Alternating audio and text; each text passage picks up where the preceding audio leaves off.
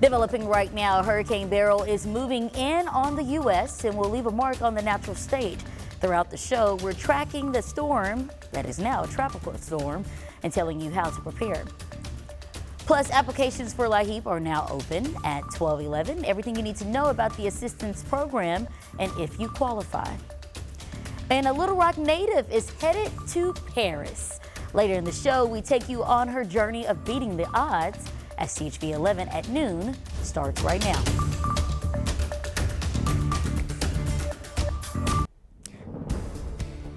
Well, Tropical Storm Beryl has already left its mark on Texas and is headed towards Arkansas as we speak. Thanks for joining us. I'm Jurnee Taylor. And I'm meteorologist Nathan Scott. And out there, Jurnee, we've got some changes heading in our direction here in the natural state.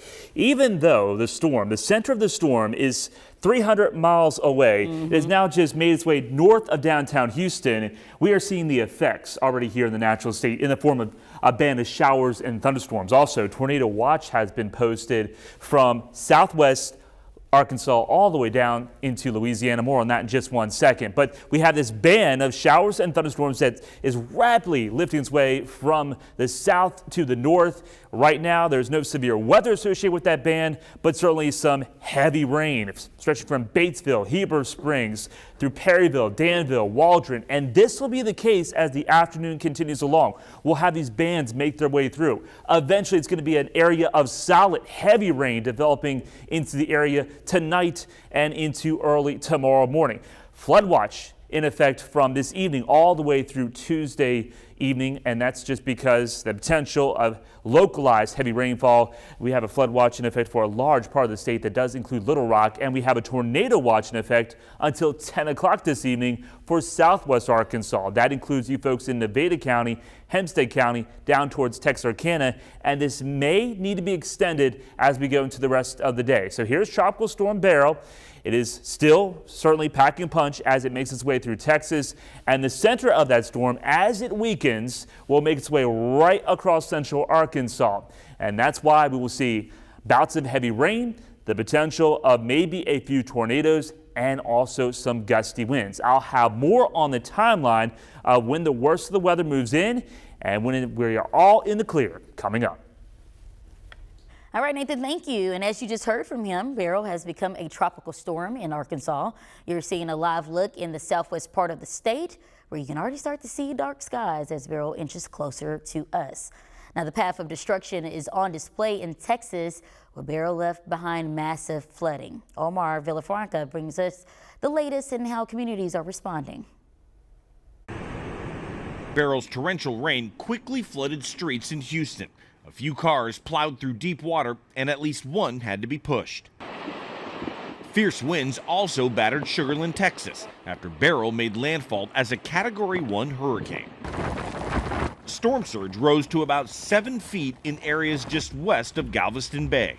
For those of us that do live on the island, we're very well prepared in terms of the flooding. In Houston, the mayor urged residents to prepare. Our worst enemy is our complacency. We can't allow this storm to slip up on us. A disaster declaration has been issued for more than 100 Texas counties. As the state's lieutenant governor warned, the storm's path will impact communities inland in addition to along the coast. With potential impacts as far south as Corpus Christi, residents along the Texas coast were boarding up windows in anticipation of Beryl. Once you've been through one and you see the storm and the rain and the wind, you want to be sure you're prepared.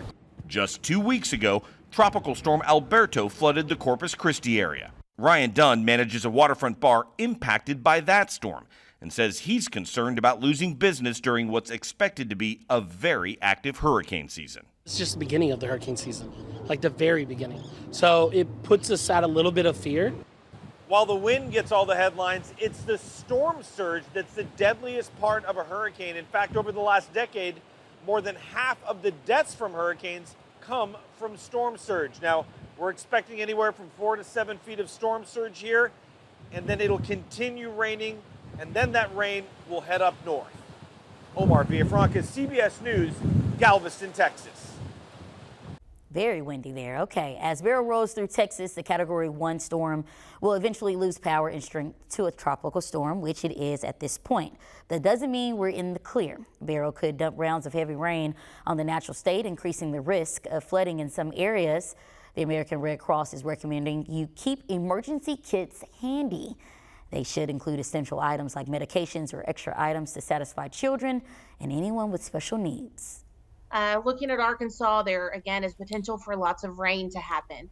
And there's lots of unknowns. How quickly will that rain come down? How much rain will fall? Again, it's the unknown. We should be prepared for any emergency, though, at any point in time. And try keeping this in mind during emergencies. All drainage areas should be clear. Never drive through flooded areas, and maintenance on your car should be all up to date. Now, this afternoon, we still don't know the condition of the wife of a Little Rock fire captain killed in a single car crash this weekend. Captain Robert Hild died during a car accident while being off duty just before midnight Sunday morning. According to reports, the captain and his wife, Amanda Hild, were in the car together before crashing off Highway 365 in Maumelle. At this hour, we're waiting for an update on how the captain's wife is doing as state police works to figure out why this happened. The Fordyce community is making progress on their road to recovery more than 2 weeks after a deadly shooting at the Mad Butcher grocery store. With it now reopened, owners of the Flaming Barbecue spent their weekend using their business to raise money for the victims and their families. We were shocked and upset, as anyone would be. So we were just compelled to try to help out. And the best way we know how to do that is to do a fundraiser. The Flaming Pig says they'll be accepting donations through July 25th and will give every cent to those directly impacted. THV 11 is your election central, and today the race to collect enough signatures for Arkansas amendments is over. This afternoon, we know which groups were able to meet the signature requirement and who wasn't. Here's a look at which items failed at getting enough support. A push that would have put the Arkansas Learn to Act to a public vote. Another could have eliminated taxes for feminine hygiene products. And a third hoped to expand government transparency. All no longer eligible to be considered for November's ballot. But here's what you could see when it's time to cast your vote. A group fighting to revoke the casino license in Polk County. Another wants to expand medical marijuana statewide. And finally, one could reverse the state's abortion ban. These all receiving over 100,000 signatures and will now head to the Secretary of State's office for verification. We'll do an 8 to 4:30 shift and a 5 to 8 shift in the evening.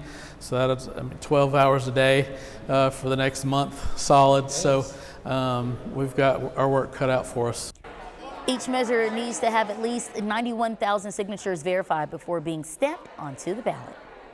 Now, the top of the Democratic ticket is responding to growing calls from their own party for the president to step aside this election. Nicole Skanga is in Washington, where President Biden is pushing back and standing his ground. President Biden is making it clear he's not going anywhere. All the data shows that the average Democrat out there who voted, 14 million of them that voted for me, still want me to be the nominee. In a live phone interview Monday on MSNBC, Biden said he doesn't care what the party elites think. And in a letter to congressional Democrats, he wrote, "The voters and the voters alone decide the nominee of the Democratic Party," adding that it's time for the question of how to move forward to end. But it isn't ending. The number of House Democrats saying Biden should step aside in the wake of his dismal debate performance last month continues to grow. He looks very frail. His voice is very soft. It's not robust. And again, it is not how I perceive that. It's how the American people perceive it. Even Pennsylvania voters who support the president are split over the path forward. Biden just needs to step down and let someone else take the reins. We need to stand behind him because we are standing on his record and the kind of man that he is. Biden will be busy this week hosting a NATO summit and holding his first domestic solo news conference in 7 months. He also has a campaign event in the battleground state of Michigan Friday. Nicole Skanga, CBS News, Washington. Tropical Storm Beryl is moving full steam ahead and is taking a toll on post-holiday travel. Just ahead, a look at the backlog and how airports are responding. And Beryl continues to track towards the natural state. It will weaken greatly, but we will have impacts here in the form of gusty winds, several inches of rain, and also the potential we could see a few tornadoes. More on all that coming up next.